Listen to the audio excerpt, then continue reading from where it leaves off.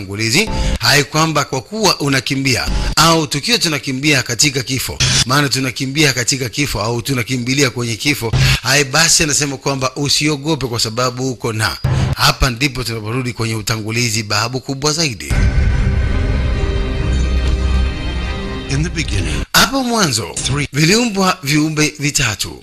man, Mwanaume au binadamu aliumbwa kwa udongo wa mfinyanzi, malaika aliumbwa kwa nuru, and a third na watatu aliumbwa kwa moto, called the jinn, anaitwa jinn.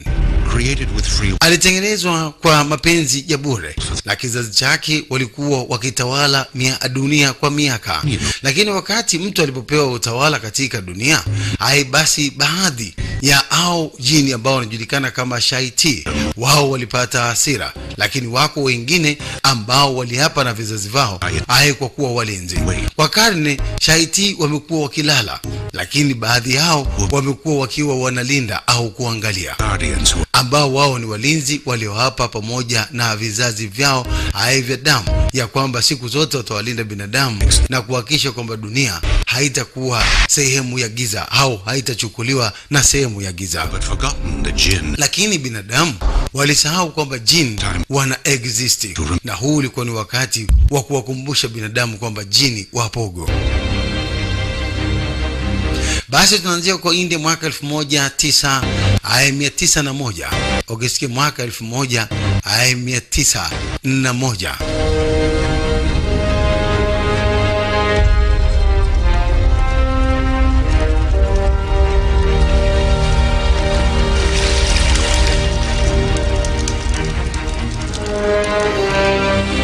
Tunaanza basi, tunakutana na bwana mmoja ambaye mzee huyu kama anavyoonekana alikuwa anafanya utaratibu wa kunawa uso, na pia alikuwa ni mtu wa kuswali sana, na wakati wote akifanya namna hiyo alikuwa ni katika maandalizi. Unajua kama mtu anapojiandaa kuingia msikitini, basi waga lazima utawaze kwanza kujieka msafi au kuchukua uzu. Maona mambo hayo. Alikuwa kwenye shughuli moja tu ambaye ndio ilimpelekea kusafiri na kwenda katika eneo hili la kwenye mapango makubwa yenye giza cha kutisha.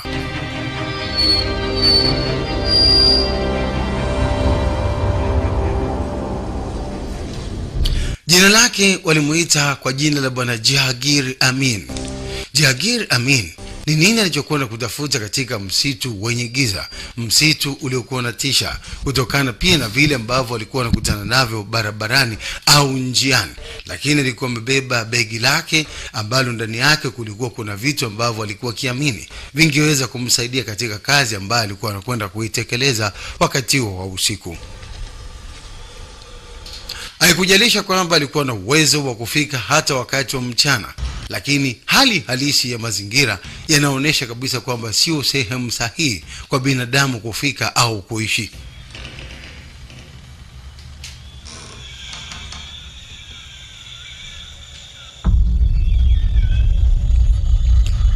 Hata milio na sauti zilizokuwa zinasikika eneo hili, lakini alitaja jina la Mwenyezi Mungu akisema kwamba Mwenyezi Mungu mwenye rehema. Taratibu tu akiwa anajaribu kutaja jina la Allah, basi alifika na kukuta kulikuwa kuna mtu kakaa.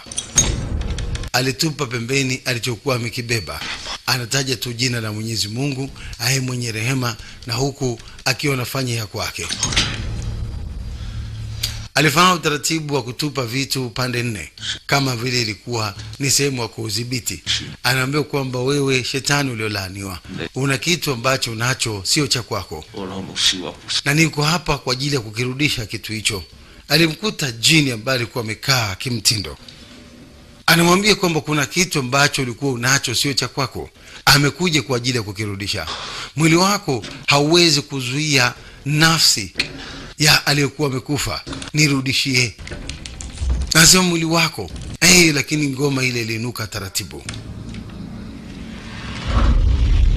ikaenda hewani ikiwa imekaa hivyo hivyo juu juu, hakuna mbawa, hakuna nini, lakini ni mauwezo haya. Maana jini alipewa uwezo mkubwa na hata kuishi miaka mingi. maana yeye aliumbwa kwa moto, na Mungu alimuumba huyu kiumbe aye kwa upendo tu wa bure. Basi alitaja jina la Mungu tena mwenye rehema. Ngoma ilikuwa nakuja juu kwa juu. Naona mambo hayo. Jahangir yeye alikuwa anataja jina la Allah wake tu, na akiomba hifadhi kwa Mwenyezi Mungu kumlinda mwenye msamaha. Ngoma ilimsogelea mpaka karibu yake. Akaamba, kwa sasa huyu ulimfuata ni wa kwangu. Kwa sauti nzito alimwambia, nirudishie. Hawezi kuwa wa kwako huyu binti. Akaamba kwamba unamtaka huyu binti. Jahangir, unafikiri kwamba unaweza ukaniingiza kwenye mtego wako? Hiyo kelele yake ilisababisha upepo wa ajabu, lakini yeye aligangana tu na jina la Mwenyezi Mungu wake, Bwana Jahangir.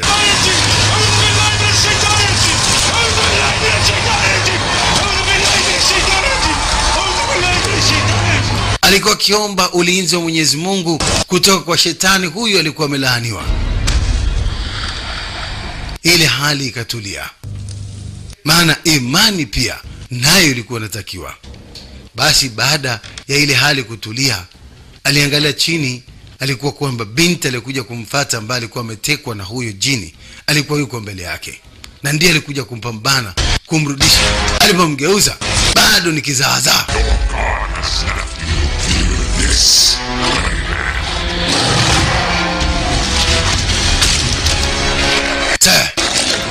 Lakini alijaribu kupambana na Jahangir. Alitoa chupa ya maji ya Zamzam, lakini ilidondokea mbali, hivyo kujikuta kwenye mpambano bado mkali.